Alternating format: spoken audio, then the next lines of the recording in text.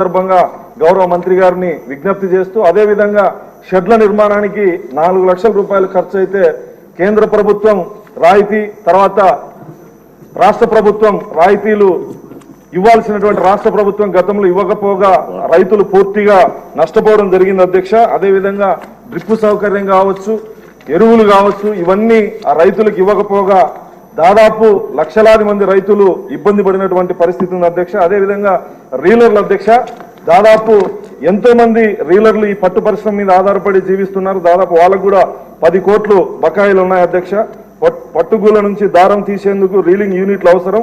అందుకోసం షెడ్డు నిర్మాణానికి 20 లక్షలు, యంత్రానికి 15 లక్షలు మంజూరు చేస్తే 75% రాయితీ ఇచ్చేవారు అధ్యక్ష. దీన్ని జగన్మోహన్ రెడ్డి ప్రభుత్వం పూర్తిగా ఎత్తివేయడం వల్ల రీలర్లు కూడా ఇబ్బంది పడుతున్నటువంటి పరిస్థితుల్లో మగ్గాల కార్మికుల్ని, పట్టు సాగు చేసేటువంటి రైతుల్ని, రీలర్లని ఆదుకోవాలని ఈ సందర్భంగా విజ్ఞప్తి చేస్తూ గౌరవ ముఖ్యమంత్రి గారు మడకశిర నియోజకవర్గానికి పెన్షన్ కార్యక్రమానికి వచ్చినప్పుడు స్వతహాగా షెడ్లను పరిశీలించి, పంటను పరిశీలించి రైతులతో మాట్లాడడం జరిగింది, రీలర్లతో మాట్లాడడం జరిగింది.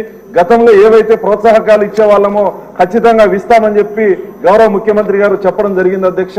అదేవిధంగా గౌరవ మంత్రి గారికి మీ ద్వారా విన్నవిస్తున్నాను అధ్యక్ష, మల్బారి రైతుల్ని, మగ్గం నేసే కార్మికుల్ని, రీలర్లని